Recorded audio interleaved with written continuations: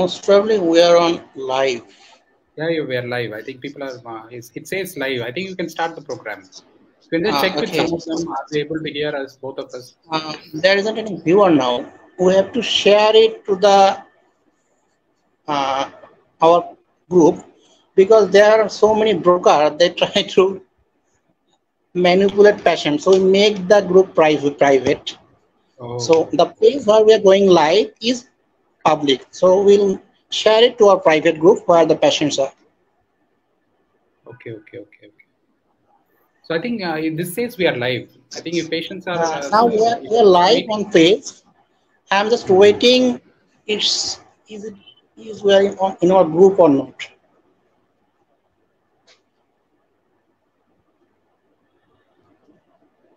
Let me check, sir.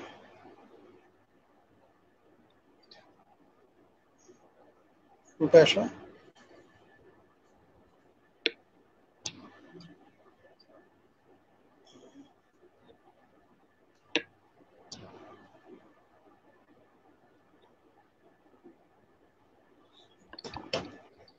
So let me give you some 1 or 2 minutes. Yeah, sure. Thank you.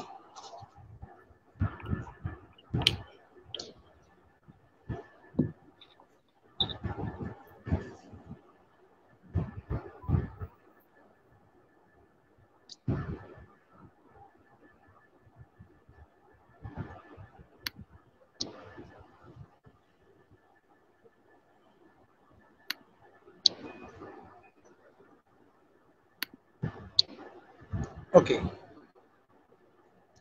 Now we are on live. Let's start. Yeah, you can start. You can start and then I will follow you. Yeah. Assalamu alaikum. সকলকে আমি মোহাম্মদ রাফিউজ্জামান রাফি।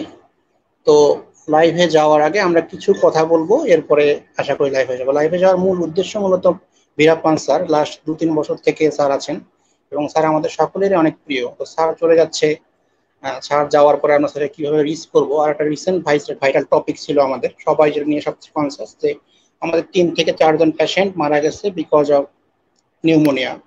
আমাদের মূলত আলোচনার বিষয় আজকে এই দুটোই, যে নিউমোনিয়া এবং স্যারকে কিভাবে আমরা রিচ করতে পারবো। বিশেষ করে আফটার ট্রান্সপ্লান্ট মানে আমাদের দেশে পর্যাপ্ত বিশেষজ্ঞ নাই যাদের কাছে আমরা সেটা ট্রাস্ট করতে পারি। তো ভীরাপ্পান স্যার মানে অনেক বিশ্বস্তদের মধ্যে অন্যতম প্রধান ছিল। তো স্যার চলে গেলে আমরা স্যারকে কিভাবে পাবো সেটা নিয়ে মূলত আজকে আলোচনা শুরু। তো কথা না বাড়াই আমরা লাইভ শুরু করতে পারি। স্যারের সঙ্গে আলোচনা করার আগে স্যারের ব্যাকগ্রাউন্ড সম্বন্ধে একটু ডিটেইলস করি। স্যারের জন্ম মূলত পান্ডিচেরিতে in 1997. Tony born and brought up in Pondicherry. Then he completed his MBBS from Pondicherry, and he completed his MD in internal medicine from Pondicherry. Then he completed his post graduation from CNC Vellore. উনি national diploma বোর্ডের trainer এবং teacher ছিল এবং গত 3 বছর থেকে উনি বাংলাদেশে আছেন। তো before going to lab, let's start with our honorable sir. Hello sir, how are you sir? Yeah, thank you Rafi for the introduction. So how am I supposed to speak, in English, Hindi or Bangla? Are you comfortable with Bangla? No, my Bangla is really bad. Then we can continue with English. So if it's necessary to translate it, I will translate it to the audience in Bengali. So what I would do, like whatever key points, no, you translate in Bangla, whichever you know, whichever. We have some frequent questions, a lot of questions. Yeah, so yeah. I know most of the audience. If the audience necessary, then I will translate it. Yeah. So can we have it in Hindi? My Hindi is okay, decent. I'm a Tamilian, so even then my Hindi is decent. So which one you want? I'm not comfortable with Hindi, sir. Okay, so I think what we will do, no, like we will have like a question and answer session. So you can ask in Bangla. I will try to answer in English. You can just translate back. So that way, what happens half the session? So, okay, sir. No issue. Then it'd be difficult. No issue. So you can. What we will do is like you can start off. Sir, before going discussions, I can say something about this group. This is a platform of patients with kidney patients, some doctors, some nephrologists, some cardiologists, vascular surgeon, and some nutritionists, and most of them are kidney patients. So we, the doctor or another who are the admin, try to help patient, try to donate patient, go live, and the doctor who go live or another go live without any self-interest. And this is totally non-profit organization. And the most important thing, who is, the most important thing, apart from any religious dogmatism, any self-related narcissism, we try to provide authentic and evidence-based information to the patient. So we don't allow any fake or important news or anything that not related to our topic. It may be vulgar or something like that. Some broker try to manipulate patient with different tasks. So most of the cases we try to make this group private, so we can communicate in personally in this group, because there are so many brokers around us. So the platform which we are in live is public. So we are share it in the private group, and the most of the audience here are in our group. And most important thing, all of them are your patient. About 600 plus patient here. So all of your patient and all loves you, and the most important and the thing is you are going. We are not getting you for the next month or next 2 to 3 months. And main topic is to discuss is how we will get you when you will be in India, or is it possible to access you in online, or how we will get you. Yeah, sure. So you can ask this in Bangla so that we'll get started. So same thing, whatever you asked, the last part, because some of them for the Bangla audience we need to. So how to get me is. So right now, no, I'm going to KG Hospital. That's a hospital that I came from. So I was working in this hospital for 8 years before I came here. So that is a hospital I came from. So people can check onto the thing. I'm actually posting it in the chat box. So that is the name of the hospital. It's called KG Hospital. It's a 50-plus-year-old hospital, one of the reputed hospital in Tamil Nadu. So it's not very popular in Bangladesh. But the hospital I'm going to stay is KG Hospital, and many of you, I've given you my number. So only thing is I have only one number. I don't have many numbers in India. So this is my personal number, because I really love the people of Bangladesh. And one of the reasons I came here is that here people suffer too much. So this is a place where people have to come and help. So I came here. So I've donated 2 years of my life here. So. And so this is my personal number. You can have it, but only thing is be mindful. I have only one number, and this is my personal number. So I've given it to you in public. So you can just message. You really want to contact me. You want something. Then you can just send me a message. Then appropriately, like I will help you guys. Okay. So you should be a little careful. Calling in the middle at 12 o'clock, 1 o'clock, it's going to be a big problem for me. Okay. So this is a number you can contact. So apart from the number of online platform, it is also important to meet personally or physically. As far as this is what you are in a care hospital, it's the people for the elite class, not for all. And as far as I know, most of the patients are from the lower class, below the elite range. And how do you treat or feel it? Yeah, so basically, I will come. So I'm just in talk with many hospitals here. So trying to see which hospital I will come. So quickly, once I know, I will let you, Rafi, know. So where I'm going to come, when I'm coming. Like I plan to come on a fixed day. Like for example, I may come on a Friday, like first Friday, like every second month, in a particular hospital. So there are a few hospitals which are showing interest. So we are talking to them. Our terms and conditions, and if everybody agrees with everything, then I think we will choose that hospital. So once the hospital is chosen, then I will let you know, so you can inform the group, so that people can utilize, like whenever I come, so I can see them.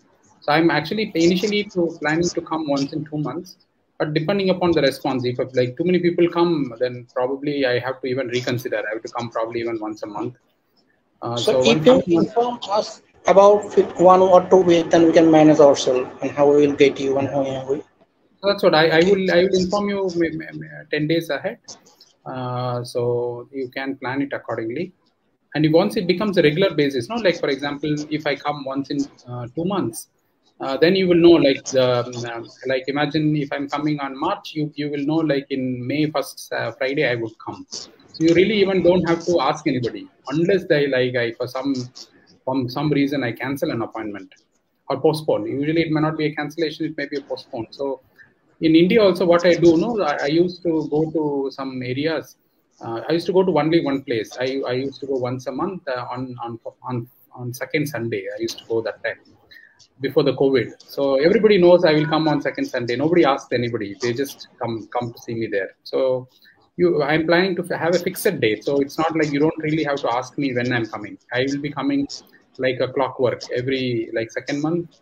And if there are too many patients I'm not able to see, then maybe I may come even once a month. That I have not planned it for the time being, once in 2 months. Then it will be depend on the patient frequency of visiting. Yeah, so because I have to come from Tamil Nadu, so it's not like if I'm coming from Calcutta, it's much more easier. Like so there, I will be losing like 1 day of traveling. At least half a day I have to travel. Half a day I have to travel, and I'll be busy also there. So I have to concentrate there also. I have to concentrate here also. So it all depends upon how things work out. But because there are a lot of unfinished work here, so I feel that I need to come for next few years because Bangladesh kidney patients should not depend too much on Indian doctors or any other doctors. The local doctors should improve, and I'm actually not only giving service, but also I'm training some of the doctors who want to be trained, who want to learn the. As far as I know, you are a national board trainer. Yeah. Trainer So, the nephrologist. Yeah. So all myself and all my students know we combined we do more than 200 transplants per year in India. So they all of them do 100. I do 100. So we all put together do more than 100 transplants per year. So is there any Bangladeshi student who have a Bangladeshi nephrologist here? Your student? So not directly my student. I don't know whether I can tell their names in public, but then there are some 10 nephrologists who are close to me. People only know Dr. Tanveer and Dr. Rizwan Rahman. So I'm sure most of you guys already must be knowing, but there are other 8 or 9 more people are there. So who are connected to me, and I'm indirectly and directly helping them. So what my thing is, slowly and steadily, like the knowledge should get transferred, and then slowly the patients also should get the benefit. Though Evercare is for the elite patient, but as far as I know, most of the patients of you are not that class. But visiting you in Evercare is quite easy. But if you are in India and if you want to visit the classes where I'm talking about, it's quite impossible. And most of them, impossible not for all, but most of them. No, that is why I'm coming, because see, I'll tell you, if I come here, no, financially, I don't get much, because whatever I lose there, I will gain here. So it's basically like I may not gain anything by coming here.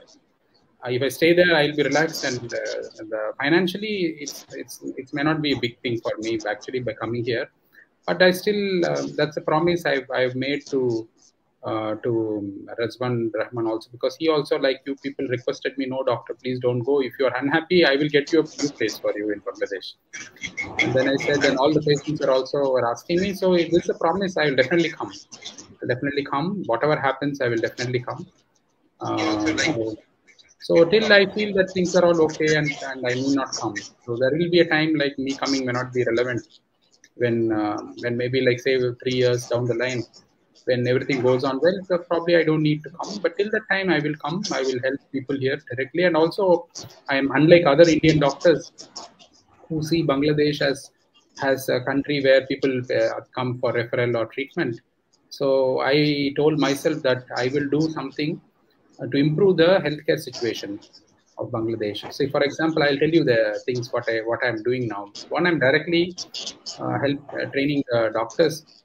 But then, so many doctors may not be willing to engage. So I've actually put some of the doctors into our Indian transplant group, where people share difficult cases, where they don't know what to do. And so some of the doctors are in the group that have done that. And I've also released a few videos of where all the problems are there in Bangladesh, in transplant especially. And I also have released a book, and this is a private book. So this book I've written all the problems what I've faced in Bangladesh and what should be the appropriate method or what should be the solution. And third thing, what should be the infrastructure development. For example, some tests which are very critical, which are not transplant related, are not available here. But if somebody is helping you people, it can be easily be done in even less than 1 year time. Less than 1 year time. So I'm actually doing many things which you are not at all aware of, and which in no way will directly help me financially. It is only pure love and affection you guys show me. So same love and affection I also have for you people. That is why people who do not have money also come and see me, and people who have a lot of money also come and see me. And they both of them. Sometimes we're discussing about the MPA level test in Bangladesh. Most probably you are trying to help us. Yeah. So easily doable. In fact, I got the permission from CMC Vellore to do it here. But thing is, like, I want to do the test at the hospital I'm going to visit. So that way, what happens now? It's easy to manage. So that is why it is getting a little delayed. And once the hospital is finalized, then I think then once the hospital name is finalized, then we can get it going.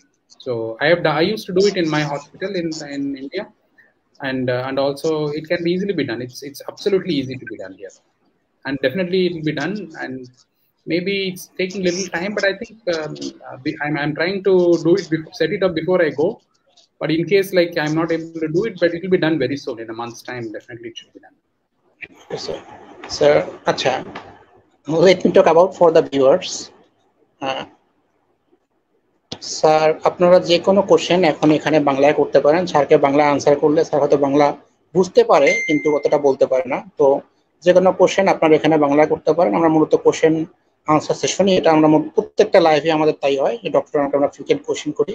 আপনারা যে কোনো question comment বক্সে করলেই আমরা স্যারকে question করব এবং sir answer দেবেন এখানে। হ্যাঁ sir, before going to our main topic about post-transplant pneumonia, I want to take one of the question from Professor Dr. Manwarul Islam. He is an orthopedic surgeon. His question is, last 3 months his hemoglobin level got stuck in 9.3 or 9.4. He is taking erythropoietin, but there isn't any improvement. But creatinine is almost stable. Hemoglobin got stuck, not increasing or decreasing.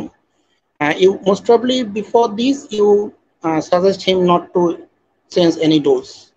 Will he start any injection for improvement his hemoglobin level? So the cause for low hemoglobin, there are many. So it is different for each patient. And the most common reason is because of the kidneys not working well. So that is the most common reason. Second most is because of the cell sept or myphotic. So this mycophenolate drug is the most common. He is mycophenolate 3 times, sir. 3 times a day. Also 3 tablets a day. I don't know the doses. Yeah, so most commonly that is the drug. So once that MPA-AUC test is available, then we can tailor the medicine. Sometimes, especially when the creatinine goes up, the mycophenolate medicine, that is cell sept, the MPA-AUC increases. That is, the medicine works too much and the kidney is not working that much. So that is one reason. And third is people can lose in their stools. When they're passing motion, they can lose some blood. So these are 3 main causes. So right now for the doctor, we have ruled out all the causes. So when all the causes are ruled out and still anemia is there, hemoglobin is low, then erythropoietin can be taken. I think sir is taking Mircera. So you can continue that. And now it has improved from, I don't know what it was before, it has improved to 9.5.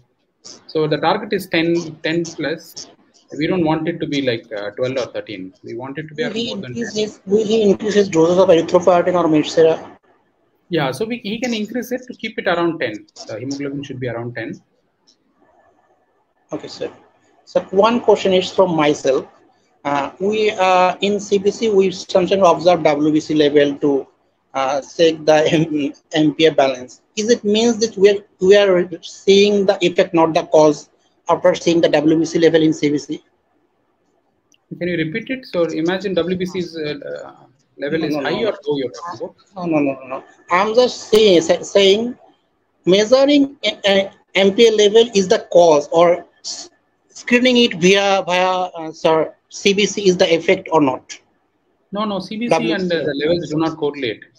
Sometimes they absolutely may not correlate. The levels can be high and WBC also can be high sometimes. So, but most of the cases we are making the dose counting the WBC level. No, that is not correct actually. See, that is what most of the doctors make mistake. And in Bangladesh, why I wanted to do the MPA level test in Bangladesh, because I also know that a lot of people have pneumonia and some of them even die because of the infection. That is because the doctors here use too much of steroids. That is the main reason. And because of that, now all the complications come. They use in the beginning and the middle, and also anytime any problem happens, they increase the dose of steroid. So it is difficult to change the doctor's habit. So because whatever the doctor says, you guys will take. But one easy way of controlling infection is if you guys can check the MPA levels, at least some of the pneumonias can be stopped. So that is the reason why I'm actually keen in doing MPA level. And also doctors are very scared to reduce the dose. So once a level test is there, like tacrolimus, they will be happy to reduce without affecting the kidney function. Okay, sir. So before going to the topic, let's take some question. Here is Mehreen. He is HD since 95. Last year, I have done hip implant. Several of years, my PTH level less than 3. Calcium and phosphate always normal. Because of less PTH, calcium tablet off many years. How can I take care of my bones? So the bones have become completely adynamic. So two things we need to check for him. One is like we have to check because he's been doing dialysis. Mehreen is male or female? She is female. She's female. So we have to check the aluminum levels in the blood, because sometimes when you do so many dialysis, sometimes in some centers, if there is a water quality issue, then the aluminum can get deposited. So I will send it to Rafi, like how to do the aluminum testing. The aluminum testing we cannot directly do. So we have to take one tablet before the dialysis, and then this before the dialysis, then only this test has to be done. So this is aluminum has to be done. And in case the aluminum levels are normal or it is not elevated, then you have to take an injection called teriparatide, which is a PTH analog. So once you take that injection, then the bone will become very dynamic and slowly it will become strong. So it's a weekly injection. So these are the two things we need to do. I will again send it to, I wrote it down, I'll send it to Rafi because I don't know how to send it here. আচ্ছা, আমি কোশ্চেনটা আপনার উত্তরটা বাংলা করে দিচ্ছি। তো aluminium level taste করতে হবে আপনাকে। টেস্ট লেভেলটা নর্মাল প্রসিডিউর না। স্যার বললেন, স্যার আমাকে টেক্সট করে দিবেন কিভাবে টেস্ট করতে হয়, এবং এই টেস্টের উপর ডিপেন্ড করে স্যার। তো will you repeat the injection name? teriparatide. It's a PTH injection. Sir, যে ইনজেকশনের নাম বললেন সেই ইনজেকশনটা উইকলি দেওয়া লাগতে পারে। এটা আপনার ডিপেন্ড করবে অ্যালুমিনিয়াম লেভেলের উপর। তো আপনি টেস্ট করার প্রসিডিউরটা স্যার আমাকে জানাবেন। আমাকে জানালে আমি আপনাকে প্রসেসটা বা ওইটা বলে দিব। এরপর আপনি টেস্ট করে রিপোর্ট জানালে কি ইনজেকশন দিয়ে নেবে স্যার আমাকে জানাবে, আমাকে বা আপনাকে হোয়াটসঅ্যাপে জানাবে, আপনি সেভাবে অ্যাপ্রোচ করতে পারবেন। This is the answer. So now we can go on our main topic, post-transplant pneumonia and its prevention. Last 3 months, I said about 3 patients passed away due to pneumonia. How can I prevent this pneumonia? No, pneumonia prevention is actually not in your hands. It is in the doctor's hands. Very difficult question to answer. So, I'll tell you why people in Bangladesh develop pneumonia. In India, my patients almost never develop pneumonia. What are the precautions? So the precaution is the doctors have to treat you better. So anyway, I'll tell you what you guys have to know too. But I think what you the full story is the steroid use has to be reduced gradually. So I'm already in the book I've released to the doctors. This is the main thing I've told. So the dose of steroids has to be used less, not so much we need to use. That is number one. That is in doctor's hand. And number two is because the treatment protocols in Bangladesh is not optimal. It in another 5 to 10 years time, the treatment in Bangladesh will be good enough, and will be almost equal to treatment in the rest of the world. So till the time, so the Indian doctors don't do MPA levels. Many Indian doctors don't do MPA levels, because even without the level, they are able to manage the patient. But in country like Bangladesh, where the infections are prominent, doing MPA level will also help the doctor as well as patient also to appropriately give the correct dose of the mycophenolate or Celsep. That is number two. Number three is every year you have to do influenza vaccine. So influenza is a vaccine, it's like COVID, it keeps on mutating. So every year influenza vaccine has to be given. And before transplant, 1 month before transplant, ideally you should take a pneumococcal vaccine. There are two pneumococcal vaccine. One is 13 Prevnar 13, other one is Pneumovac 23. So these two vaccines, you should take it ideally before. In case patients who are missed taking before the transplant, they can even take it 3 months after the transplant. 3 months after the transplant. And fourth is in patients who are doing transplants, in the first 3 months, it's always good to do a valganciclovir, that is CMV prophylaxis. CMV, the medicine is a little costly, but the first 3 months, if you take CMV prophylaxis, the severity of the infections, whatever that comes, will be reduced, and the CMV will not come. Because CMV always comes together with any other infection. And fifth is because here the doctors are giving too much medicine that you cannot do anything, because you will have to listen to the doctors. So you have to maintain general hygiene, especially wearing mask. Even though COVID is not there, wearing mask is good, especially in the first 3 months. After 3 months, even if you don't wear the mask, it's okay. It's better to wear, especially when you're traveling outside. Inside the home, don't need to wear. And but when you're traveling, better to wear the mask, and then maintain clean hygiene. If these 4 things are done, then it's okay. But 80% of the pneumonia prevention should be done by the doctor. You are in your hand. It's only very little. Okay, sir. Let me translate it in Bangla. Sir যেটা বললেন, pneumonia prevention মূলত 80%ই ডক্টরের উপর থাকে। তা আমাদের উপর তেমন কিছু করার থাকে না। তো নিউমোনিয়া হওয়ার মেইন যে কজগুলো, তার মধ্যে হচ্ছে হাই স্টেরয়েড, মানে আমরা যে স্টেরয়েড নেই, এটা মূলত বিভিন্ন হাই ডোজের কারণে নিউমোনিয়া হতে পারে। সেকেন্ড যে ডোজ কারণটা হচ্ছে, সেটা হচ্ছে এমপিএ লেভেল, অর্থাৎ মাইক্রোফেনলেট লেভেল। আমরা সেলসেট বা মাইক্রোফেনলেট, মাইফোর্টি যে মেডিসিনগুলো খাচ্ছি, এগুলোর ডোজটা মূলত এমপিএ লেভেলটা আমাদের দেশে করা হয় না। যেহেতু করা হয় না, আমরা হচ্ছে অ্যাপ্রক্সিমেট যে ডোজটা দরকার সেটা আমরা জানি না। ম্যাক্সিমাম ক্ষেত্রে ডক্টররা অনুমান করে দেয়। এই ডোজটা যদি কখনো ব্যালেন্স হয় বা অপটিমাম লেভেলে যায়, তখন দেখা যাচ্ছে যে নিউমোনিয়া হওয়ার সম্ভাবনা বেড়ে যায়। আর একটা প্রবলেম হচ্ছে রেগুলার ভ্যাকসিনেশন দিতে হবে, বিশেষ করে নিউমোকক্কাল ভ্যাকসিনটা রেগুলার দিলে মোটামুটি আপনার নিউমোনিয়া হওয়ার পসিবিলিটিটা কমে যাবে। এবং স্যার আরেকটা যেটা কথা বললেন, প্রথম 3 মাস ভ্যালগানসিক্লোভির সিএমভি প্রতিরোধে যে ইনজেকশন, মানে ট্যাবলেটটা মুখে খাওয়ার দেওয়া হয়, একটু কস্টলি, এটাও আমাদের নিউমোনিয়া প্রিভেনশনে বেশ ইফেক্টিভ। এবং হচ্ছে প্রথম একটা কথা বললাম, প্রথম 3 মাস ট্রান্সপ্লান্টের প্রথম 3 মাস খুব সাবধানে থাকতে হবে, বেশ করে সেলফ হাইজিন এটা মেনটেন করতে হবে, এবং হচ্ছে রেগুলার মাস্ক, অ্যাটলিস্ট প্রথম 3 মাস খুব সাবধানের সাথে মাস্ক অবলম্বন করতে হবে। এরপরেও নিউমোনিয়া মানে হচ্ছে হওয়ার 80% কারণেই হচ্ছে আসলে আমাদের হাতে না। তো ম্যাক্সিমাম এর প্রিভেনশন এবং প্রোটেকশন প্রতি ডক্টরদের উপর ডিপেন্ড করে, পুরোটাই মেডিসিন রিলেটেড। তো আসলে আমাদের হাতে কিছুই করার থাকে না যে আমরা কিভাবে নিউমোনিয়া প্রিভেনশন করবো। 20% কজ এক্ষেত্রে স্যার বললো যে আসলে আমরা রেগুলার ভ্যাকসিন নিতে পারি, রেগুলার মাস্ক পরতে পারি, এর হচ্ছে ভ্যালগানসিক্লোভির যে ভ্যালগানসের ওষুধ ঠেকায় সেটা রেগুলার নিতে পারি, এবং এগুলো করলে আমরা সাবধানতা অবলম্বন করতে পারবো নিউমোনিয়া প্রিভেনশনের জন্য। এবং আমরা এখন কোশ্চেন নেব। So let us take some questions from the patient.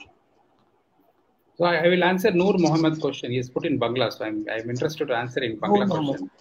So he has asked about diet and transplant medicine, whether to take tacrolimus before, after, all that. So it doesn't really matter much. So even though some of the doctors... Without translating in Bangla, can you read Bangla? I use Google Translator. No, I didn't take it. I'm saying, শুভ সন্ধ্যা sir, উক্ত programme আয়োজনকারীদের কাছে 3টি প্রশ্ন। ট্যাক্রোনিমাস and মাইক্রোফোনলেট খাবার নিয়ম কি, এবং এটা নিয়ে সে দ্বিধাদ্বন্দ্বে থাকে। দ্বিধাদ্বন্দ্বে means he is in a double point situation, how he will take ট্যাক্রোনিমাস এন্ড এমএমএফ। আপনার মতামত কি? What is your opinion about it?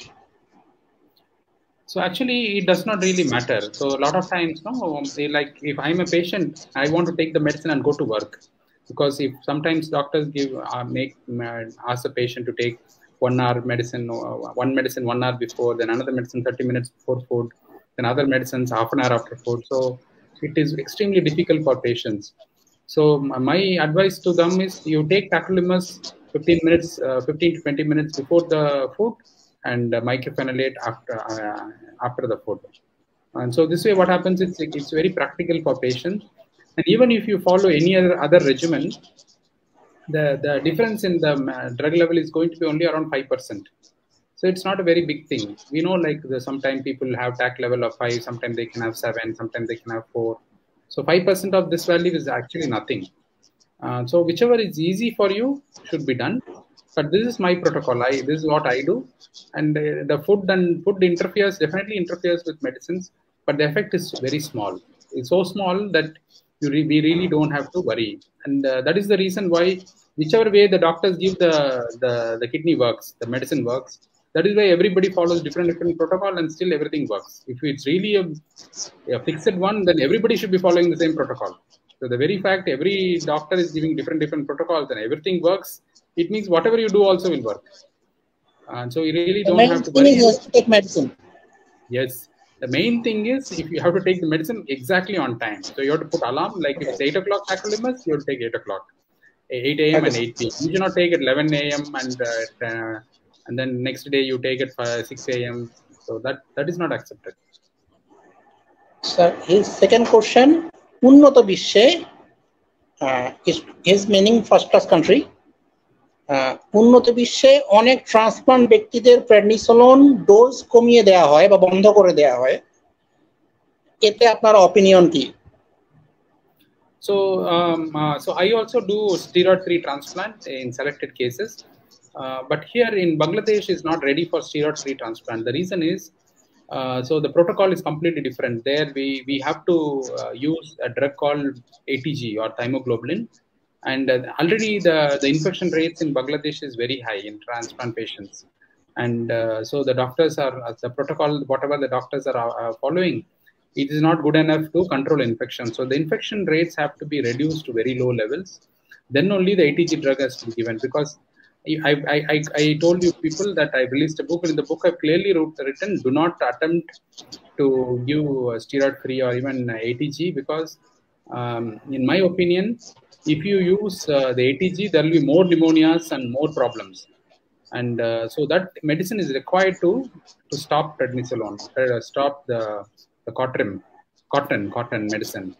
And I think Bangladesh is definitely more than 5 years away. So after 5 years, if the infection rates are very, very low in the transplant units in Bangladesh, then only... Is it safe, sir? Is it safe?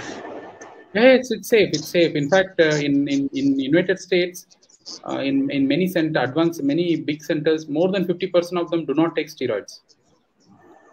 So do not take steroids. In my center, around 10 to 20% of patients do not take steroids. I don't give it, because if you don't give steroid, then the patient has to be on different regimen, more strict for follow-up in the first 3-4 years. A lot of biopsies have to be done. So it is, but I would say, like, it is not very important. But the dose of steroid, if anybody is taking 5 mg per day, I think the side effect of steroid will be very low. Anybody taking more than 5, side effect will be a little bit. But if you are taking 5, just don't worry about it. I would say in Bangladesh, we are not ready for very low steroids or steroid-free transplant. 5 to 7.5 should be okay for Bangladesh for the time being. Is it related to patient body weight? Some patient have mass more body weight, he need more steroid, or some more less weight, he will take less steroid. Is it related? No. It's not related to the body weight. In fact, the prednisolone, how much to dose, nobody knows in the world. This is dose irrespective of body weight. The technology in the world is not currently available, which can tell you like how much to dose for as per body weight or other things.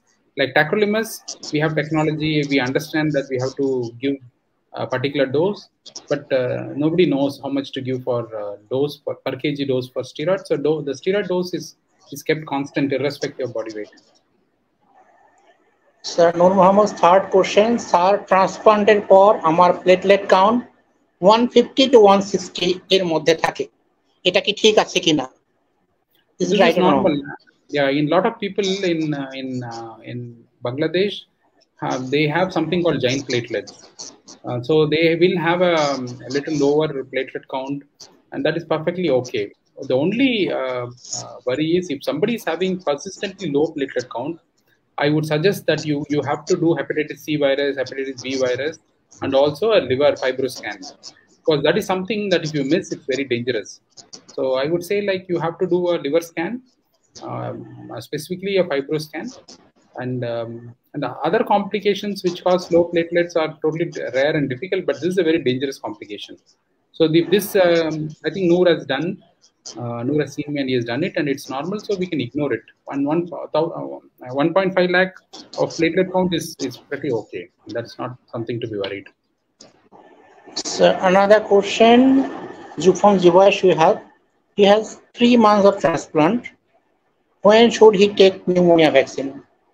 No, he can take now. So usually after 3 months we say, because the dose of medicines will be reduced up by 3 months time. So he can take it now. Okay. Jivash Shihab, apni nite parben ekhon. Acha.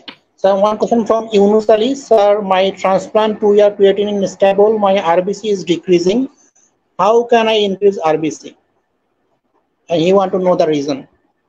No need to increase RBC. So you have to keep your hemoglobin more than 10, and then like it is a very complex issue. So just you don't go by the RBC count, because kidney patients are taking medicines, and many times the medicines are the one which reduces the RBC count. As long as the kidney is working, and then the hemoglobin is more than 10, 11, I think we should be not too much worried about. As I told, once you check MPA levels, we can safely reduce the mycophenolate dose, the Celsip dose, or the myphotic dose. So without that, it is dangerous to reduce too much. So don't worry too much. And only thing is, you can check your iron status, ferritin level. You check whether you're losing blood in the motion, and these are small things you can do for the time being. But don't worry too much about RBC. Okay, Yunus Ali bhai, আপনাদের সাথে যেটা বললো যে haemoglobin level কিছুটা বাড়াতে হবে, at least 10. তো haemoglobin বাড়লে হয়তো আপনার আরবিসি লেভেল বাড়াবে। এটা একটা কমপ্লিকেটেড ইস্যু যে আপনার সাথে এমপিএ লেভেল করা আছে কি নাই, এবং সরাসরি আপনাকে এত কিছু মনিটর করতে হবে না, শুধুমাত্র হিমোগ্লোবিন লেভেল হতে পারে। টোটালি আরবিসি বাড়লো কি কমলো না, এটা সান মনিটর করতে নিষেধ করলেন। স্যার যেটা বললেন যে আপনার হিমোগ্লোবিন লেভেলটা যেন ব্যালেন্স থাকে সেটা দেখতে। আর হচ্ছে এমপিএ লেভেল যেহেতু করা নাই, এটা একটা কারণ হতে পারে। তো আপনার হিমোগ্লোবিন লেভেল at least 10 বা এর বেশি থাকতে হবে। So second question, before transplant I didn't took pneumonia vaccine, can I take right now? Yeah, you can take it now. আপনি ভ্যাকসিন নিতে পারবেন। Okay, and another question from Mirza Malik. Transplant period 11 months, sweating too much, any solution please? Can you repeat the question? He is 11 months post-transplant. He is sweating much more. He's sweating? Yes, sir. Yeah, so sweating is normal phenomenon after transplant, because during dialysis, the sweat glands do not work properly. That is why some of you must have had sweating only in the face while eating, or the nose getting blocked while eating. And so these are the problems that happen. So after transplant, there will be more sweating happening. So this is absolutely normal. So usually it will settle down by 1 year time, and maybe the patient who had severe we call it autonomic imbalance. The heart rate will be high before the transplant, diabetic patients. So some of them do have sweating problem too much after transplant, but just ignore it. Slowly it will come back to normal levels. But this is because during dialysis, the sweating stopped completely. That is why. Mirza মালিক ভাই আপনাকে সাবটেনশন করতে নিষেধ করছে, এটা একটা normal problem, অনেকেরই হয়, এটা আস্তে আস্তে কমে যাবে, এটা নিয়ে বেশি টেনশনের কিছু নাই। And another question from Tanjirul Islam: after transplant, which medicine should be taken for loose motion? Many doctors says to us drink saline and many doctors don't. What should we go at this time? So it is a difficult question. So what I will tell you what I do. So that'd be like so when patients having a fever and abdomen pain, tummy pain, and have loose stools, they definitely need antibiotics. So usual antibiotic I give is ciprofloxacin and metronidazole. Okay, so I use it for 3 to 5 days. Usually, most 90% of the time it stops. But in some rare cases, even like they will be passing watery stools without fever, without pain in the abdomen, and it'll be like cholera, like or even watery diarrhea. If it's persistent long time, then we have to use something called nitazoxamide. So usually these diarrheas are because of a unusual infection, which are not controlled by normal antibiotics. So this is, but the test to confirm it, it's difficult to do in Bangladesh. So I don't do that. Otherwise, in good labs, there are tests of the diarrhea.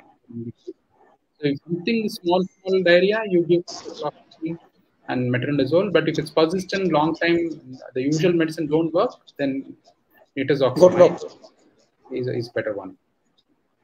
Okay. Tanzirul Islam sir বললেন সাধারণত ডায়রিয়াতে sir Ciprocin অর্থাৎ ciprofloxacin এবং metronidazole use করে, অন্যান্য complication হলে আরো কিছু medicine use করতে হবে। মূলত আপনার সিভিয়ার কেসে অবশ্যই ডক্টরের সঙ্গে কথা বলবেন, এবং সাধারণ কেসে সিপ্রোফ্লোক্সাসিন এবং মেট্রোনিডাজলের কথাই স্যার বললেন। Sir, we have in an emergency prescription from the doctor, from the hospital. It says that if you have severe loose motion, use O2. O2 means something, some complication, a combination of ornidazole and with ofloxacin. Is it safe? Just a minute. Can you repeat it? We have an emergency prescription in there for loose motion. It's written that you can take ornidazole with ofloxacin, a combination of medicine named as O2. Yeah, you can take that. Yeah, that is okay. Okay. So let us take. Amar Amu, dialysis patient, weekly 3টা dialysis নেয়, ডায়ালিসিসের মাঝে বমি হয় আর pressure লো হয়ে যায়, and he is your patient, she is your patient. What should she do? So when the blood pressure is repeatedly falling, especially if it is falling the last the 3 hours or 3.5 hours after dialysis, it means there's something called dry weight. So normally what happens is we keep the post dialysis weight constant. So for example, somebody's weight is like 65, and so that after dialysis that has to be kept constant. So this weight is usually is a weight where the blood pressure is not falling, the patient is not having breathing problem before dialysis or between 2 days or 3 days when you're waiting for dialysis. So this is a weight that has to be accurately fixed. So the patient, like you're talking about, must be the weight is not set properly. So whenever they reduce the weight to say less than 65, the blood pressure crashes to very low levels. So this generally happens in patients who pass a lot of urine. So because the technicians are used to removing 2 liters, 3 liters in all the dialysis. So when people pass a lot of urine, we cannot remove so much water from the body. So whenever we remove too much water, the blood pressure crashes. So this is the number one cause. This is the most common cause. Well, it depends on the technician. No, even the doctors, sometimes they don't put their mind, and by mistake they don't fix the dry weight properly. See, this happens when patient is doing well, eating well, everything is okay. So when they come for the dialysis, they're perfectly good, but when they go home, they're very, very sick. So this happens in patients who pass a lot of urine, and when patients, the dry weight or the post-dialysis weight is not fixed accurately. So they have to increase the weight. For this patient who you are talking about, if the blood pressure is falling in the last 3.5 hours, they have to increase the weight, post-dialysis weight to 1 kilo more than what they're currently having. Okay. দর্শকদের উদ্দেশ্যে একটু কথা বলতে চাচ্ছি যে কোনো স্যারের কোনো উত্তর যদি একটু বুঝতে সমস্যা হয় তাহলে কমেন্টে জানিয়ে দেন। আমি চেষ্টা করি যেসব কোশ্চেন মানে হচ্ছে আপনাদের দরকার সেসব কোশ্চেনে বাংলায় কনভার্ট করে দেওয়ার জন্য। যদি এরপরেও যে কোনো কোশ্চেন বুঝতে যে কোনো যদি বলতে পারেন যে এই কোশ্চেনের উত্তর আমি বুঝছি না, সাথে সাথে একটু কমেন্টে জানাবেন, আমি সাথে সাথে বাংলায় ট্রান্সলেট করে দেবো। চেষ্টা করছি, এখন সবগুলো তো ধরে ধরে বাংলায় কনভার্ট করা পসিবল না, এত কোশ্চেন হলে নিতেও পারবো না। যদি সমস্যা হবে আপনারা কমেন্টে জানিয়ে দিবেন, আমি সাথে সাথে সেটা বাংলায় ট্রান্সলেট করে মানে বাংলায় বলে দিব। Sir, one of the question from Imrul Hasan Joshi, he is taking Myfortic. It is much more costly for him. He wants to change the brand. Is it risk or safe? No, absolutely no risk is involved. So I never use Myfortic in India because it is very, very costly. Very, very costly. See, it is sometimes it's very funny for me. I even wonder why. Because patients, many of the patients cannot afford to take this costly medicine. There are cheaper medicines available and with equally good quality. And I don't know why the doctors are prescribing all these costly medicines. And patients are also patients don't know anything. So they believe the doctors and absolutely they can change from Myfortic to a cheaper medicine. So only thing is go for test the branded ones, the good ones. So don't, Myfortic is not at all important. In fact, I never use Myfortic for only one reason. That is because it's costly. And I always use Celcept and Celcept like drugs in India because it is much cheaper in India and it works the same. And because many people in Bangladesh have diarrhea, so lot of doctors think like drugs like Myfortic, the incidence of diarrhea is low, which is true, but in the sense, but still I feel it's not required. My patients in India don't have diarrhea, and I never use Myfortic. Even in Bangladesh, the cause of diarrhea is not the drugs; it's other causes. So we can safely change to Celcept or other brands like mycophenolate brands, whichever is cheaper for you. Myfortic is not important. Imrul Hasan Joshi ভাই, আপনি brand change করতে পারবেন, sir বলছে কোনো সমস্যা নাই। আমার কিছু question, sir, this is the question from Rafi Azmira. Single antigen bead and donor specific antibody in similar in case of antibody, both is required to or any is enough? It's a highly technical question. So I don't know who Rafia Ajmera is. He's a medical professional. He's a nurse and done his transplant in MMA. And his our question. Yeah. So then I'll tell you. So the donor specific antibody is a wrong test. So you'll be all shocked to hear this. So the one what commonly is done in most hospitals in the India, the DSA they call it. It's absolutely wrong test. It should not be done. And India is the only country, and I think Bangladesh, some of the doctors are doing a little bit, are the only country in the whole world which does test, which is wrong. So even though the test appears to be very specific, it is not a good test, donor specific antibody. So if you really want to know the real donor specific antibody, you have to do two tests. One is you have to do a HLA test not by what the method CKD hospital in Dunmond is doing. So what they're doing is a PCR based test, which is called a low resolution test. So we have to do the test in Indian lab. Indian lab, especially Lalpal, SRL, do not do the technique what is commonly done in Bangladesh. So they use something called an intermediate or a high resolution test. So the HLA typing has to be done perfectly, first of all. Okay, so that is number one. Number two is, if you really want one question, this is the question. My father has sleep apnea. That's why will the transplant be a problem? S53.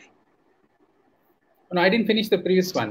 I'll answer the next one. So next is you have to do a single antibody SAB test. So single antigen bead antibody assay we have to do. So we have to do both. Then only you have to do. In fact, this is a common problem. Even doctors do it wrong. So I actually launched a website only for doctors of Bangladesh. I have not shared with anybody. If you really guys want it, especially for the sister, if she really want to know what to do with herself or some of her patients. Someone suggesting PRA is related to the panel and table react. Yeah. So what I do is, this is what I do. This is the whole world does the method I am going to tell you. First, we do a PRA. So we do a PRA screening for class 1, class 2 antibody. If PRA is negative, you don't have to do any test for DSA.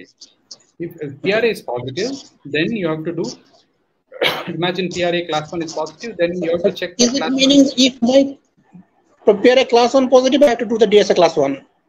Exactly. So it will reduce the cost, because if you do for everything, the cost will be double. So if both the classes are negative, class 1, class 2 is negative, don't do any DSA also, not required. You do a cross match, flow cross match, and PRA. If all the 3 tests are negative, you can safely go and do the transplant. Risk of rejection is very, very low. And if class 1 PRA is positive, do only class 1 SAB test and do the HLA by a better technique, not the one which is available in Bangladesh. Then you can do the virtual cross matching. The DSA, what popularly it's done in India by most of the doctors, it's a wrong test, which will give you a wrong report. And that is why many times you would have seen when the test will say negative, but patient will have rejection. When test will say positive, sometimes you will be doing desensitization, many medicines you'll be giving, and it's absolutely waste of money and time. So for this, I have written a code myself. I've given this program free of cost to the transplant doctors. Around 15 doctors I have given who are the heading the transplant units. I'm not given to the senior doctors because I cannot tell them anything. They are very senior to me also. To all the middle level doctors who are having, I've given. If you want, I can share it with Rafi. Then if anybody wants, you can give the program also. So that program will guide you what test you have to do for a safe transplant. Okay, sir. Regarding the obstructive sleep apnea, it is not a big problem. So obstructive sleep apnea is not a problem, but that is something completely independent of dialysis and transplant. So that has to be treated appropriately, and that is not a risk for transplant as long as the sleep apnea is treated properly. Let me translate it in Bangla. Sir যেটা বলেন before transplant আমরা DSA এর পরিবর্তে PRA করতে পারি, panel reactive antibody, PRA class 1 and class 2 দুটোই। যদি দেখা যায় পিআরএ ক্লাস 1 পজিটিভ আসে তাহলে আমরা ডিএসএ ক্লাস 1 এ যাব। যদি পিআরএ ক্লাস 2 নেগেটিভ ক্লাস 2 আসে তাহলে আমরা ডিএসএ ক্লাস 2 পজিটিভ টেস্টে যাব। অর্থাৎ যদি পিআরএ ক্লাস 1 এবং ক্লাস 2 দুটোই নেগেটিভ আসে আমাদের ডিএসএ কোনো দরকার নেই, এবং পিআরএ যদি পজিটিভ আসে, যেটা পজিটিভ আসবে ডিএসএ সেই ক্লাসটা টেস্ট করতে হবে এবং যেটা কস্ট ইফেক্টিভ। এবং একটা বিষয় বললো স্যার, যেটা ডিএসএ রিপোর্টটা অনেক সময় ভুল আসে, তো আমাদের রিজিয়নে খুব একটা বিশ্বাস করার মতো না।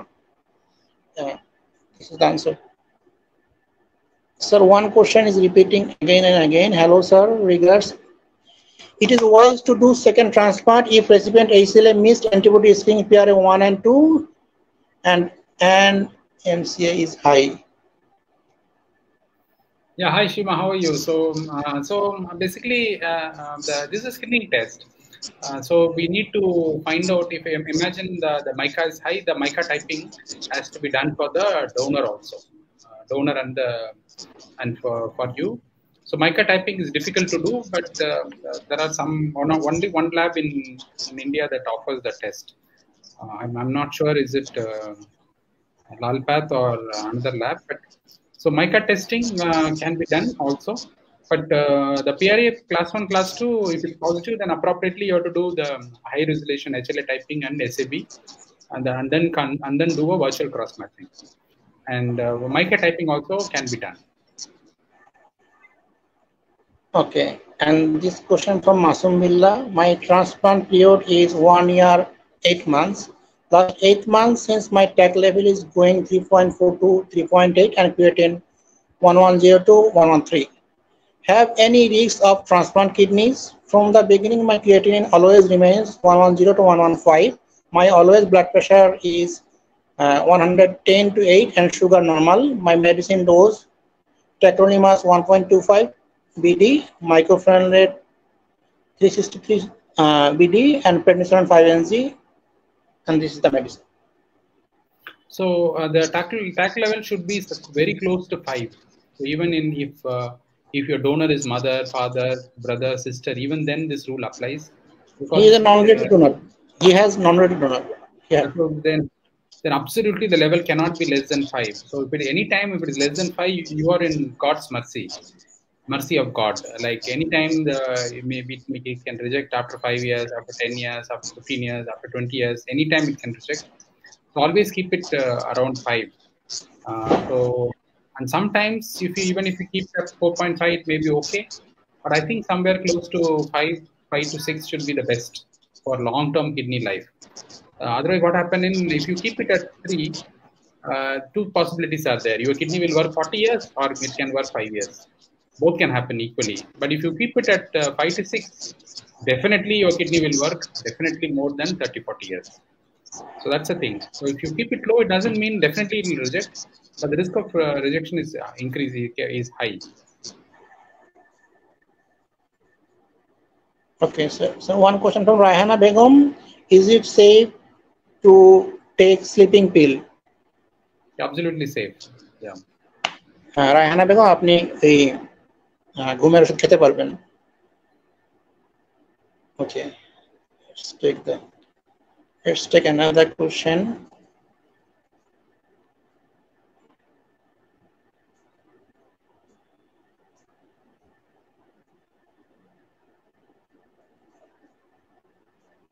This is question from Shajidur Rahman. Sir, my hemoglobin is not increasing after transplant. I am 3 months post-transplant. My hemoglobin level is 8.5 and creatinine 0.9 to 1. So the hemoglobin is not, again, this is an individual case. No, it's very difficult to answer. Sometimes the hemoglobin will be low because of alkanside liver, sometimes cotrim, sometimes iron deficiency, sometimes the mycophenolate itself can cause. So there are many reasons. So you have to ask the doctor. Okay. Another question from Jahid Hassan. What is the best time for taking MAF? After food or before food? So after food is better to take because you have to take tacrolimus before food. Then you have to wait. And so best is to take my MMF after. And you can take it half an hour later, doesn't matter. You can even take 1.5 hours later, doesn't matter. But take it after food, that's better. Okay. Let's take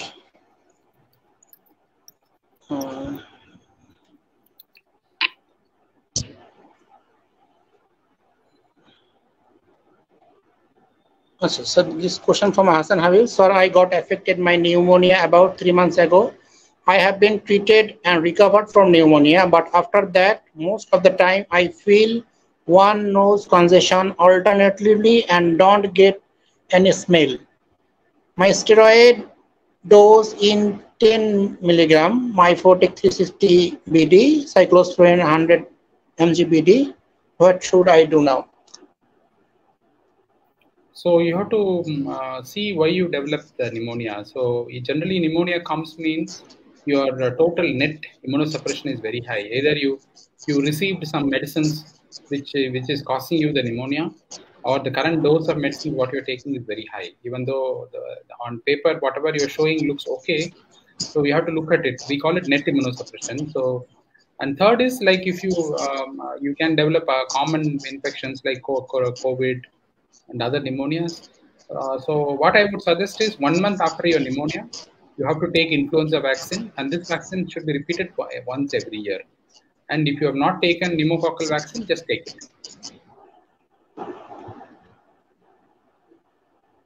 So this is a big question. Sir, I had kidney transplant 2 months, 5 days before. I was not a diabetic patient. After having Visolon, I have sugar. I know which is normal for transplant diabetes, but I am very confused about the insulin dose.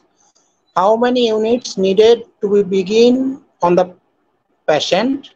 My summary from the morning 12 p.m. is remain 7 to 9, at lunch 10 to 11, and afternoon 8 to 10, and dinner time at night 7 to 10 in this case. How many units needed to be given? And here she had sweating issues. So regarding sweating, it's not a problem. As I told before, the patients after transplant always sweat more because their body stopped sweating during dialysis. So it will be like they sweat more after transplant. So that is different. Okay. And whatever you're showing this, okay, this is not very bad diabetes control. And in the first 2 months, in the first 3 to 4 months, the dose of insulin will keep on changing because doctors will be reducing the dose of steroid. They'll be changing the dose of transplant medicine. So there is no fixed dose that can be told to anybody. So you have to check at least once or two times a day, especially when the doctors are changing the medicines. When you're getting the same dose, probably you can take the same dose of insulin. But but otherwise, it's difficult to tell you the exact dose. You have to check it, and accordingly you have to take it. So keep it less than 7 before food and less than 10 to 12 after food. So that's initially. So gradually we can increase and adjust the dose to control it more accurately. Currently, you are maintaining around 7 before food and after food around 10. So then slowly you can increase by 2 units. And second important thing is you should know which food is increasing. For example, if you eat rice dal, will increase too much. But then if you eat chicken or a fish mostly and then and roti, then it will increase a little less. So whenever you eat chicken roti, you should take little less insulin. When you're taking rice and dal, you have to take more insulin. So food also you should keep in mind. Okay, sir. Another question from Tanzil Islam. Sir, before transplant, I had hepatitis C, but my RNA PCR was negative. I am 7 months post-transplant. What should I do right now? Should I do RNA PCR once again? So the risk of hepatitis C virus coming back is less than 5%. So if you have treated hepatitis C virus, so anytime after first 6 months, you can check for PCR test. So this is not a guideline recommendation, but I think it's for safety reasons we can check. So normally I check after 6 months to see if there is a relapse. In my experience, no patient has ever had a relapse. Relapse meaning treatment failure. That post-transplant patients, they never had a hepatitis C virus. So after stopping the medicine, once that medicine gets over, you wait for 6 months, and after 6 months, you do a repeat C virus PCR, and that is negative, then you don't have to do again. Once you can do. So, this question from Sadia Yasmin. It's been 6 months of my transplant. My current status: tacrolimus 6.70, creatinine 79, hemoglobin 11, BP 130/70. I'm taking medicine right now. Visalon 7.5, Prograph 4 mg BD. I read everything. She's taking the standard transplant medicine, but only her sugars are not getting controlled with the current dose of insulin. So few things you can do. One is you have to check whether you are taking linagliptin. If you are not taking linagliptin, please take it. And if you are not taking metformin, please take metformin. And if you are not happy with Lantus and the other medicine insulin, you can go back on the Mixtard also, because ultimately at the end of the day, you have to control. It doesn't matter whether you're using the new medicine or old medicine. Whichever medicine you are happy and whichever medicine you are comfortable, you can use. Both are almost same. And only thing is, if you use Mixtard, you should never forget to take a lunch dose insulin with a different insulin. You cannot take Mixtard 3 times, 2 times only you can take. So you have to discuss with the doctor. And but before you change, if you are not taking metformin and linagliptin, please take it. Okay, sir. So another question from Rafi Azmira. On which criteria tacrolimus level depends? HLA missing, body weight, anybody others? I will add, is it depend on body metabolism or not? Yeah, so there is a test. In fact, if you people want to know, like after transplant, will I have very high dose of tacrolimus to maintain level or low dose? There is a genetic test available. So we can do the test, and that will tell you whether you will, after transplant, you will need very low dose or very high dose or normal dose. So basically, it is determined by genetics, how the drugs are metabolized. See, there are some patients who take 0.5 2 times and still the level will be very high. And there are people who take 5 mg 2 times, still the level will be very low. So this is determined by the body condition. And the second thing what you're asking is, so what should be the level after transplant? Is it should be 4 or 3 or 5 or 6 or 7? So normally for high risk transplant, I mean like people who are doing second transplants, people who have a preformed antibody, low titers against the donor, but still the doctor is going ahead with the transplant because of lack of other donors, or doing desensitization, or the patient developed a early first month, second month rejection. So these patients should always have a target a higher level. Higher level means after 3 months, the level should be somewhere around 6 to 7. In US, many centers, no, they keep level even higher. So around 6 to 7 should be the level after transplant. In people who are low risk, like they never had any antibody, PRA is negative, all the antibody testing was negative, should have a level somewhere around 5 to 6 after the 3 months time. So if the risk is low, then you can keep a low normal value, that is 5 to 6. But if the risk is high, then you have to keep a high titer around 6 to 8. Little higher you have to keep, but never less than 5. Okay. This question from Sarwar Hussain. আমার transplant 13 বছর চলছে, আমার haemoglobin 9.5 এর আশেপাশে থাকে, অন্যান্য report normal, আমার 2 বার গ্যাসের ওষুধ খেতে হয়, আমি নিওরাল এবং মাইক্রোফেনলেট একসাথে খাওয়ার আগে খাই, বিফোর ফুড, আমি কম হিমোগ্লোবিনের জন্য আয়রন ক্যাপসুল খাই, গ্যাসের ওষুধ বন্ধ করার কোনো উপায় আছে? Is there any way to stop his gastritis medicine? So mycophenolate should be best taken after food. So I will answer. So mycophenolate should be best taken after food, ideally 1 hour later. But even though I tell my patients to take it immediately after food, but ideally it should be taken 1 hour later. And taking in the fasting state, the medicine works little less.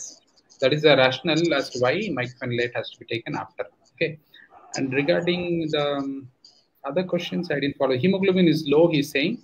So he has to check his iron ferritin level in the body.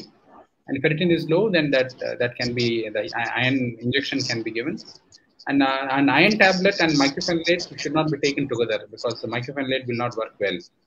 So they have, so ideally you have to take the iron in the afternoon if somebody is taking. Is there anything I left out from this question? Yes, sir. One question. আমার 1 বছর transplant হয়ে গেছে, আমি দৈনিক কতটুকু protein এবং potassium জাতীয় খাবার খেতে পারবো? আমি বাদাম খেতে পারবো কিনা? Yeah, badam is good. Potassium, no, like you. So this is a question everybody will be asking. That is, how much potassium? How much? Should I be worried about the potassium? See, the potassium generally is high in the first 1 or 2 months. So after the first 1 or 2 months, verify that your potassium is in normal range. If the potassium is in normal range, you can eat any fruit or any vegetable. Only for people whose potassium is more than 5, you have to restrict your potassium intake or fruits and vegetable intake. Otherwise, you can eat everything. So one issue, if patient have uric acid issue, will he take badam or not? No issue. So uric acid a problem is not diet related 95% of the times. So usually it is genetic. A lot of people in Bangladesh have uric acid problem, and it is genetic problem. It is not a diet problem. It is not because of red meat. It is not because of eating more non-veg. A lot of people think like that. So it's genetically programmed. And diet contributes only less than 5% of the patients will have diet related. In transplant patients, tacrolimus and cyclosporin drugs increase the uric acid level. So if the level is very high, then you have to take medicines. But if it's like anything less than 6 to 7, no need to take medicine. Diet has no role.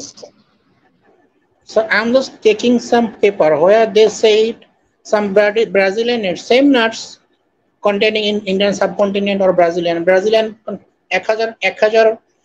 milligram protein contains 18 milligram phosphate in 10 milligram phosphate in Brazilian food, and the same product in our country, it contains more than 18. So the ratio between protein and phosphate is below 10 in Brazil, and it's above 18 in Bangladesh.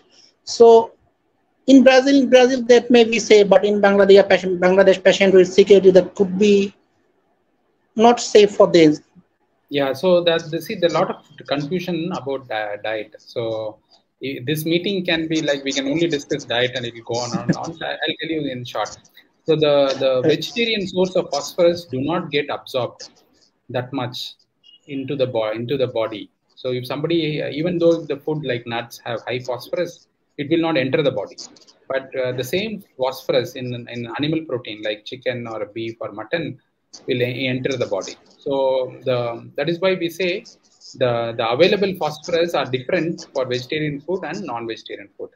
So on nuts, generally people take very low amount. I mean, very few people would take more than 100 grams every day for a long period of time. So considering that people are going to take only few pieces of nuts, so and the quantum of the amount they're going to take every day is not going to be too high. So we should ignore the nuts as a major source of phosphorus.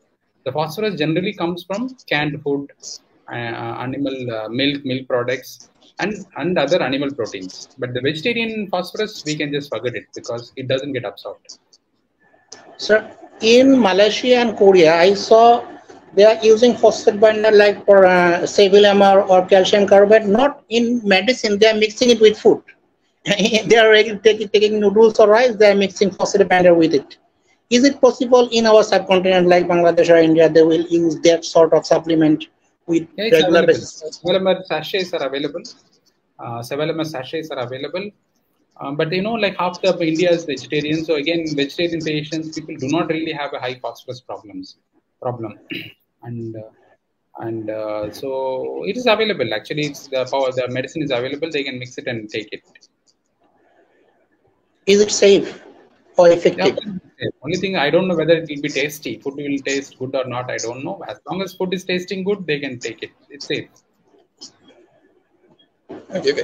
Sir, we have some medicine related issue. Some doctor use acetylcysteine in the treating of transplant or CKD patient. Is it good?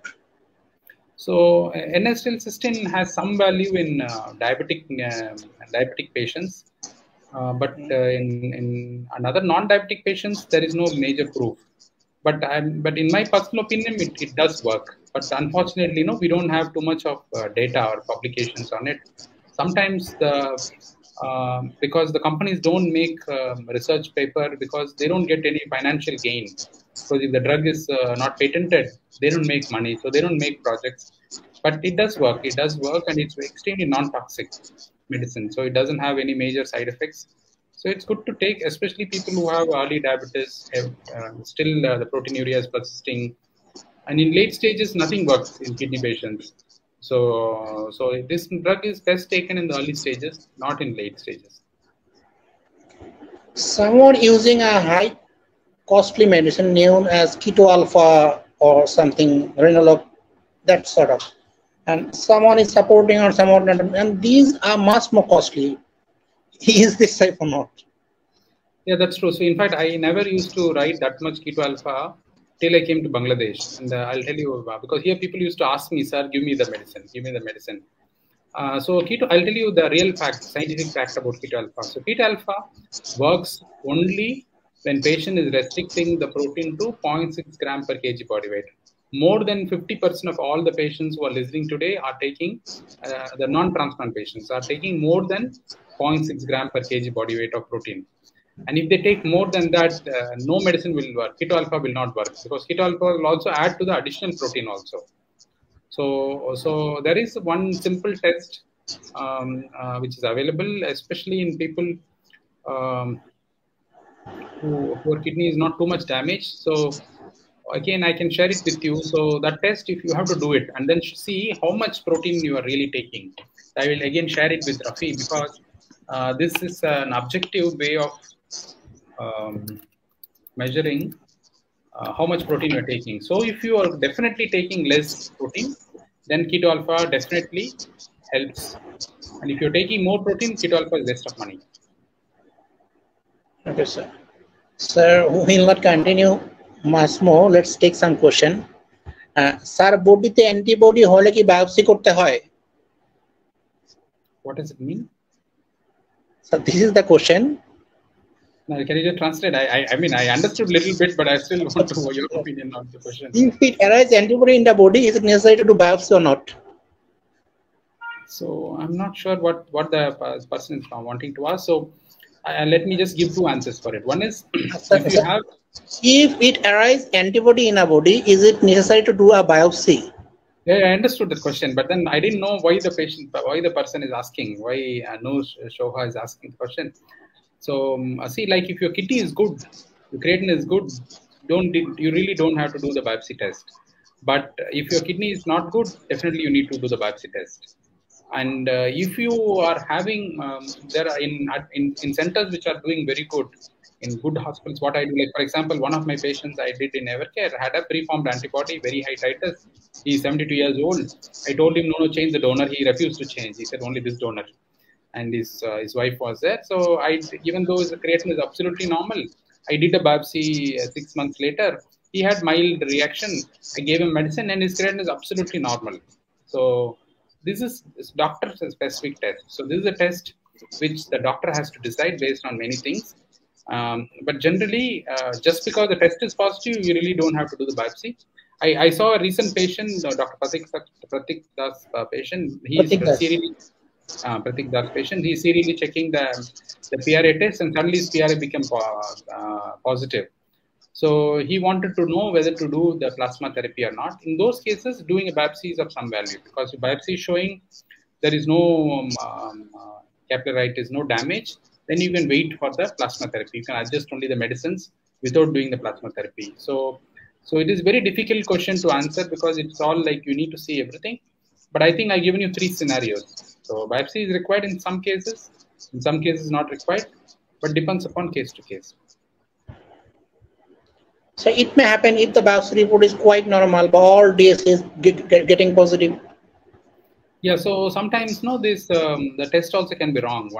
One thing, and secondly, sometimes even though the DSA is positive, these antibodies will not damage the kidney. So the kidney will get altered. So these are all non-complement fixing antibodies, meaning that even though they are present, they are not causing damage. In those cases, there's no point treating because it is anyway not causing damage. But only thing is you have to adjust the medicine in such a way that antibody production does not increase, so that kidney is safe. And Shima's asked one more question. So what about itching? Is it related to phosphorus? Actually, not phosphorus. It's one of the causes, but then that's not the major cause. The most common cause is the dialysis does not remove all the uremic toxin. So first thing is you have to use some olive oil, coconut oil, or Vaseline, and see whether with this it's getting cured. Don't use any strong soap. Use a very mild soap. Use moisturizers. And if nothing works, then you can use for itching medicines like some of the medicines you can use for itching. And phosphorus level is can cause, but so one of the minor causes for. Sir, the question was from Mamun Billah. His dose was 1.25 and level was 3.4. He wants to make the dose 1.5 to make the level 5. Is it okay or not? Of course, he can do it. Yeah. 1.25 to 1.5, will it make 3.4 to 5? Yeah, it should be around 4.5. At least it will be more than current one. It may not be. It will be around 4.5 to 5. Okay. We haven't any questions, sir. So we can end our session anyway. ধন্যবাদ আপনাকে. Yeah. Thank you for all of you men. So you guys show so much of love and affection to me, and even my Indian patients. I don't know whether they show so much of love and affection. Of course, they love me, I know, but then the amount of affection you people show is like too much. In fact, these days now I've become very emotional. Some people come and cry, and even it affects me also. I am also a human being, so if they cry, it affects me also. These days I become more tired at the end of the day because emotionally I also get very down, and these people come cry. And around 700 to 800 patients here, and all of them love you. All of them, each and everybody. Thank you. So even though I'm leaving Bangladesh, I am not leaving you people. So I will come back And I don't see Bangladesh as a market for money or something. I genuinely want to help people. That's why I came, because I am quite popular in India. So I really, in fact, a lot of people were shocked when I came here. So I will come back again, and I will continue to do many things for you people to keep your life. Then I will share your WhatsApp number to all. Yes. Yeah. Thank you. So I will keep you posted as to when, where I'm coming. So once it starts, I think Shima is my patient. Whatever she asks, I want to answer. So Shima, there is a technique. Yeah, sorry, because so most of my patients. Yes, what is it called? So for dry weight, there is a machine called BCM, or a body composition meter. So that you can use it. It is, I think, available in Square, United, one of these places it's available. So that is a more objective method of knowing. So that will give you what should be your dry weight objectively. So I'm trying to make Evercare do, but like many things I asked them to do, this is one of the things they did not do.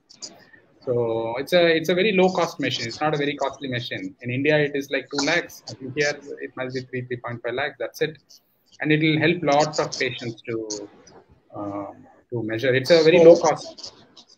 So I will give three and information to the audience. We will make the management of making MPA test. We will get you via online, and you will be in Bangladesh after certain times. That's and correct. all together we will be connected with you. Yes, we'll stay connected. Yes, sir. Sir, তাহলে অসংখ্য ধন্যবাদ sir. Thank you. আবার দেখা হবে এভাবেই অথবা সামনাসামনি। Can you understand me or not? No, I didn't get what you said. It was breaking. Yes, sir. ধন্যবাদ স্যার। ভালো থাকবেন। Thank you. You too. Stay safe. God bless you. Stay blessed. Be safe. Stay blessed. God bless you all. Thank you for all the love and affection. Thank you. Okay. Thank you.